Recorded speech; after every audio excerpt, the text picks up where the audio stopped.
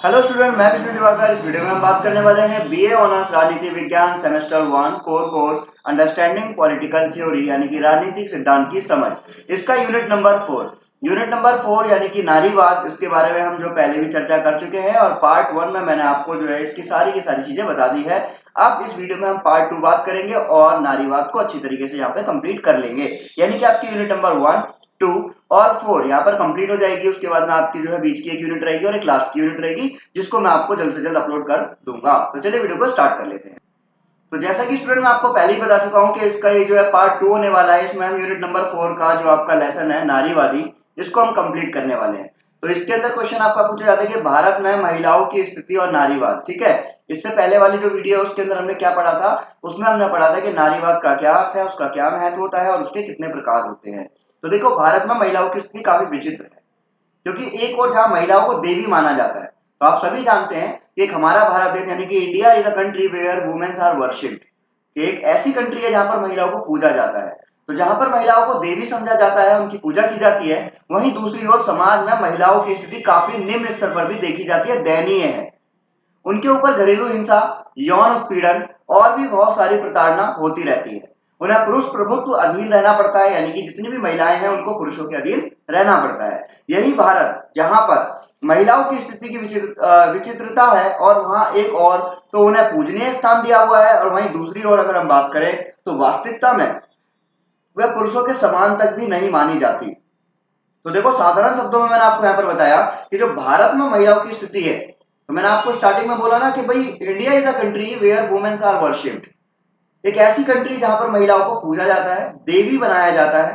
ठीक है, देवी की तरह उसे पूजा जाता है। वहीं दूसरी ओर समाज में महिलाओं में बहुत निम्न स्तर की स्थिति देखी जा सकती है, जहां पर महिलाओं के साथ घरेलू हिंसा, यौन उत्पीड़न और ऐसी कई प्रकार की समस्याएं देखने को मिलती है। यहाँ तक कि उन्हें पुरुष प्रभुत्व अधीन रहना पड़ता है, कि पुरुषों के अधीन रहना पड़ता है, उनके अंडर में रहना पड़ता है। और बल्कि एक और बात यहाँ पर जो सबसे ज्यादा इंपॉर्टेंट है वो ये है कि जहां पर महिलाओं की स्थिति इतनी विचित्र है कि उन्हें एक जगह पूजनीय माना जाता है, वहीं दूसरी ओर उनको पुरुषों के समान तक भी नहीं माना जाता, कि वो पुरुषों के बराबर भी हों, इक्वल भी नहीं है वो।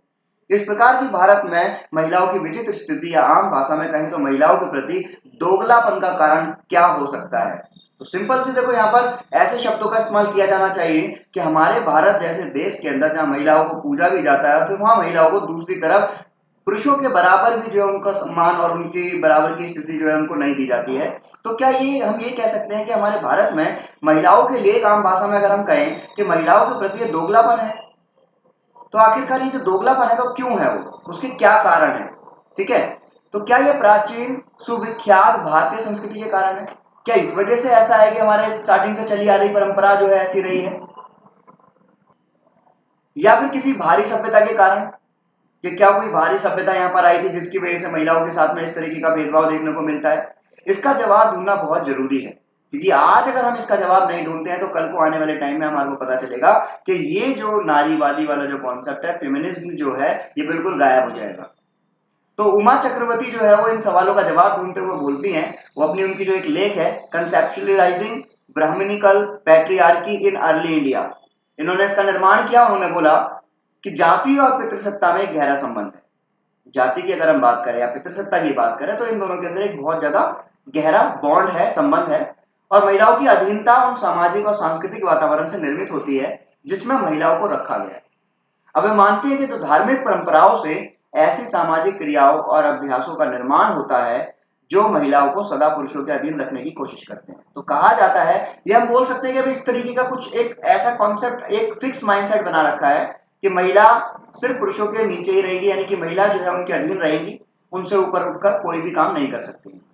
उन्होंने फिर आगे अपने लेख में बताया, वो लिखती हैं कि जाति पदानुक्रम और जेंडर पदानुक्रम ब्राह्मणवादी सामाजिक व्यवस्था के आयोजन सिद्धांत है। कि ब्राह्मणवादी जो विचारधारा है, जो आपको 4 वर्णों में इसको बांटा गया है, वो सबसे ज्यादा अहम इसमें भूमिका निभाती है।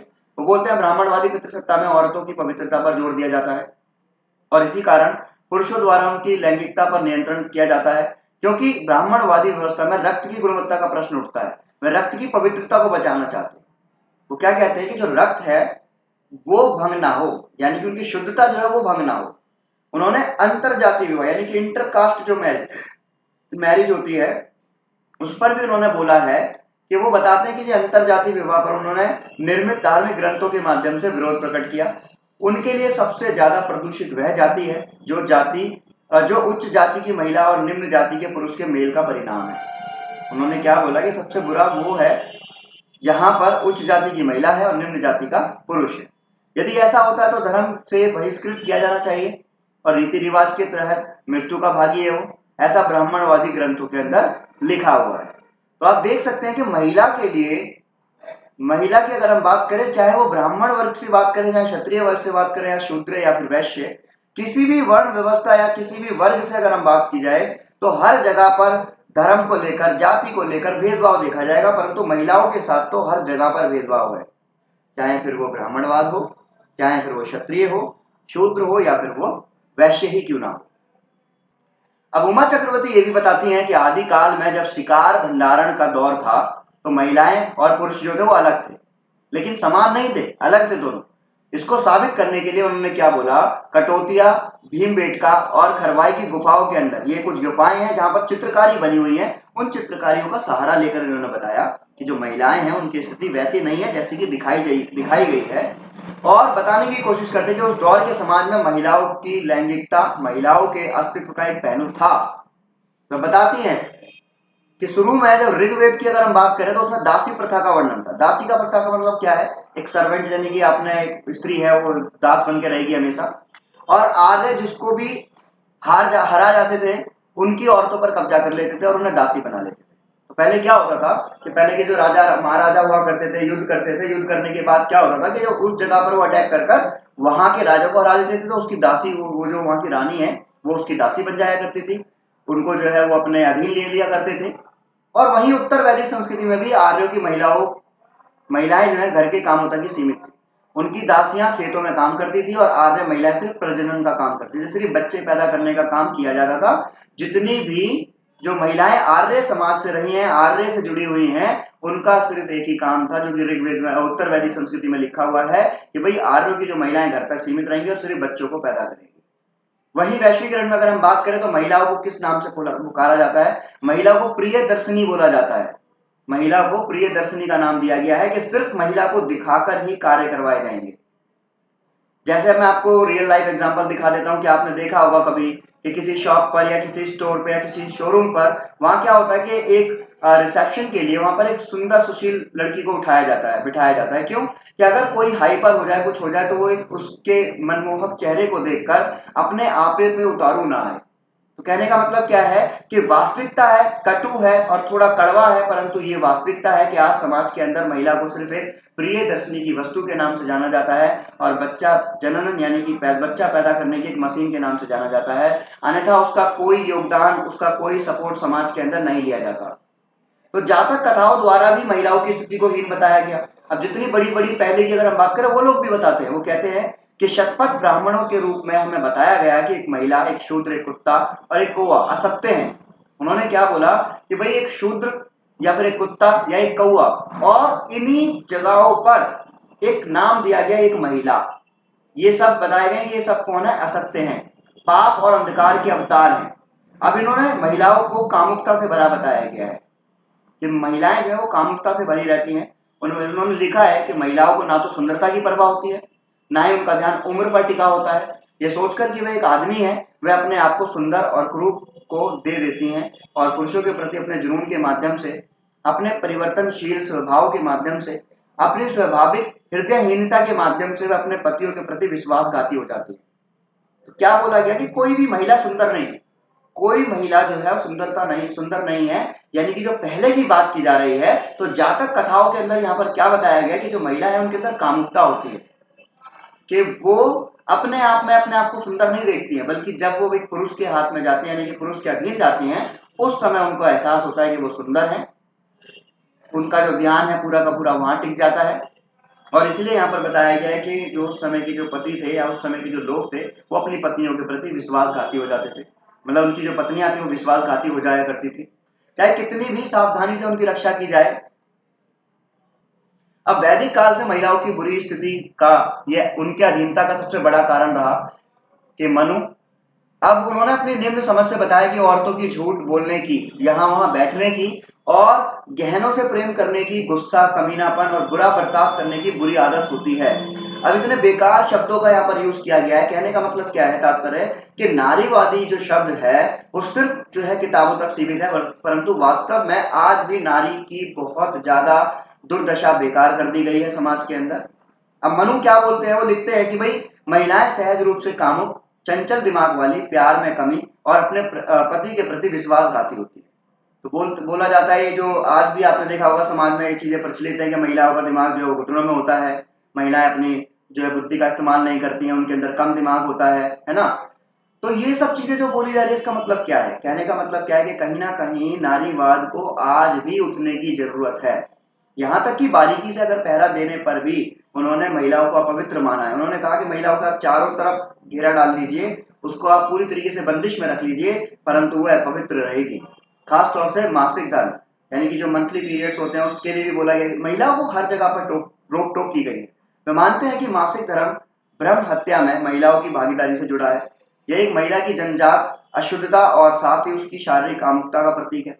वो बताते हैं कि सेक्सुअल डिजायर जो महिलाओं के अंदर होती है और जो उनकी अशुद्धता है उसके बारे में दिखाया गया है। इसलिए मनु मानता है कि महिलाओं के ऊपर हमेशा पहरा रखा जाना चाहिए। तो मनु ने क्या बोला कि महिलाओं पर पहरा रखा जाना चाहिए, चाहे कोई भी उम्र हो,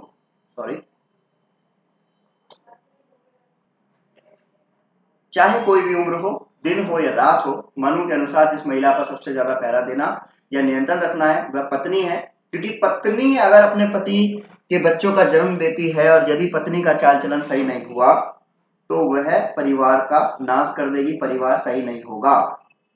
वहीं अगर हम बात करें तीसरा तरीका, तो महिलाओं को नियंत्रित करने के लिए यहाँ पर जो है उन्होंने तीसरा तरीका बताया, उसमें बोला है उन्होंने पितृसत्तात्मक राज्यों द्वारा अपनाया गया है। उन्होंने बोला कि राज्य या फिर सभा महिलाओं की पवित्रता को बचाने का काम करते हैं ताकि जाति की पवित्रता बनी रहे और ब्राह्मणवादी समाज व्यवस्था चलती रहे। ये तीसरा तरीका उन्होंने यहाँ पर बताया है।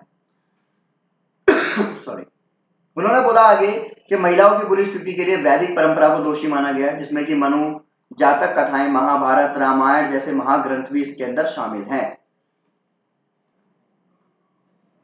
वहीं यहाँ पर हम बात करें कि सेक्स सार्वभौमिक है, लेकिन समय और स्थान के अनुसार जेंडर बदलता रहता है। उदाहरण के लिए मध्यम वर्ग की लड़की घर या स्कूल तक सीमित हो सकती है, बल्कि वहीं जगह हम बात करें कि एक आदिवासी लड़की स्वतंत्र रूप से जंगलों में घूम सकती है। कमला भसीन यह वर्णन करती है कि हमारी लड़ाई दो विचारधाराओं की लड़ाई है, ये कहीं भी पुरुष के खिलाफ लड़ाई नहीं की है। उन्होंने बोला कि पितृसत्ता की विचारधारा के विरुद्ध लड़ाई है जो सोचती है कि पुरुष उत्तम है और वे अपने लाभ के लिए महिलाओं पर नियंत्रण कर सकते हैं। तो इनका सीधा तहा कहना जो है कमला का, वो क्या कहती है, वो कहती है कि हमारी लड़ाई पुरुषों के अधीन नहीं है, उनके खिलाफ नहीं है, बल्कि उनकी विचारधारा के खिलाफ है, जहां पर यह सोचा जाता है कि महिला जो है वो पुरुषों के नीचे है और पुरुष जो है उत्तम है। इस विचारधारा के खिलाफ जो दूसरी नारीवादी समानता की विचारधारा का समर्थन करते हैं, जो मानते हैं कि महिलाएं और पुरुष अलग हैं लेकिन एक समान है, वे दोनों एक समान मानव है। बताते हैं कि वो दोनों वैसे बेशक अलग हैं, वो जैविक रूप से अलग हैं, सामाजिक रूप से अलग हैं, परंतु कहीं ना कहीं वो दोनों एक दूसरे के प्रति क्या है, एक समान मानव की तरह दिखते हैं। वहीं अगर हम नारीवाद के सामने चुनौतियों की बात करें तो अनेकों चुनौतियां आई है। जिस प्रकार पूर्व स्थापित दमनकारी अत्याचारी व्यवस्थाओं के विरुद्ध लड़ने वालों के सामने चुनौती होती है, वैसे ही कुछ चुनौतियां नारीवादियों के सामने भी हैं, लेकिन यह चुनौतियां अधिक गहन, क्योंकि ये लड़ाई न सिर्फ राजनीतिक स्तर की नहीं है बल्कि मानसिक स्तर की भी है, भी लड़ी जानी चाहिए। यानी कि उन्होंने बोला सिर्फ ये राजनीतिक स्तर पर लड़ने से इससे कुछ नहीं होगा, बल्कि इसके अंदर जो है बताया गया है कि राजनीतिक स्तर पर नहीं बल्कि मानसिक स्तर पर भी इसकी जो है लड़ाई की जानी चाहिए, क्योंकि नारीवादियों की सबसे बड़ी और सबसे बड़ी चुनौती तो यह है कि वे मान्यता प्राप्त सामाजिक सांस्कृतिक पितृसत्तात्मक समाज की आलोचना कर रहे हैं। वो क्या कर रहे हैं, वो सामाजिक संस्कृति यानी कि मान्यता प्राप्त जो सामाजिक संस्कृति है, तो पितृसत्तात्मकता है, इस समाज की क्या कर रहे हैं, वो आलोचना कर रहे होते हैं। उनके विरुद्ध अपने लिए निष्पक्ष आधार पर सामाजिक, राजनीतिक, आर्थिक और सांस्कृतिक स्वतंत्रता और समानता की मांग कर रहे हैं। नारीवादियों के लिए सबसे पहले चुनौती समाज द्वारा निर्मित वह मान्यता और मूल्य है जिसको पुरुष तत्व या अंग्रेजी में कहें मस्कुलिनिटी इस धारणा को पितृसत्ता द्वारा गढ़ा गया। इसमें क्या बोला जाता है कि पितृसत्ता और इस पुरुष तत्व को बनाए रखने पर जोर देती है। वो बोलते हैं कि कुछ मूल्यों को निर्मित किया जाता है, जैसे कि पुरुष उसी को माना जाता है जो निडर, जो ताकतवर हो और जिसके पास शक्ति हो। अगर समाज में इन गुणों को नहीं देखा जाएगा तो ये जो गुण है वो मर्दानगी से जोड़ते हैं, मर्दानगी से जोड़ते हैं, और ये गुण समाज में जिस व्यक्ति के पास होते हैं उसे मर्द समझा जाता है। यदि कोई ऐसा व्यक्ति है जिसमें ऐसे गुण नहीं है तो वो शक्तिहीन समझा जाएगा और वो नारी समझा जाएगा। कहा जाता है कि वो पुरुष नहीं है, वो बल्कि वो जो है नारी है या फिर शक्तिहीन है। कुल मिलाकर ये कहने का प्रयास किया जाता है कि नारी कमजोर होती है। कहना क्या चाहते हैं इसमें कि नारी कमजोर है, इसमें निडरता, शक्ति और ताकत जैसी कोई चीज नहीं होती।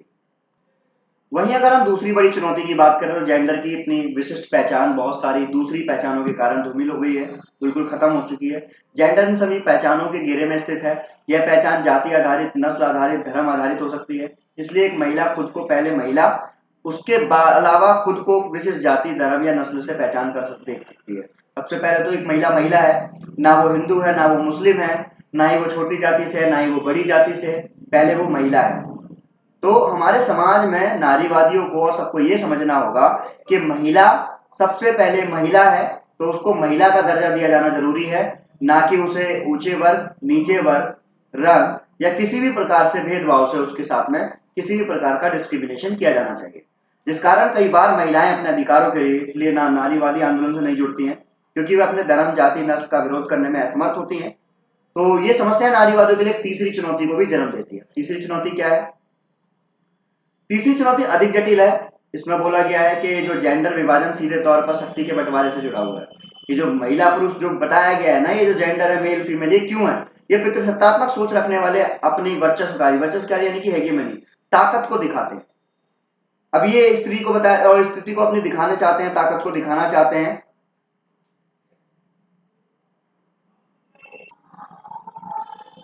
तो यही यहाँ पर हम बात करें इसके अंदर, तो देखिए वर्चस्वकारी स्थिति को बनाए रखने के लिए स्त्री को नियंत्रण में रखते हैं और उनके लिए वे सांस्कृतिक, धार्मिक झुंझुना या फिर कहें अपने अपने पर्सनल लॉ का इस्तेमाल करते हैं।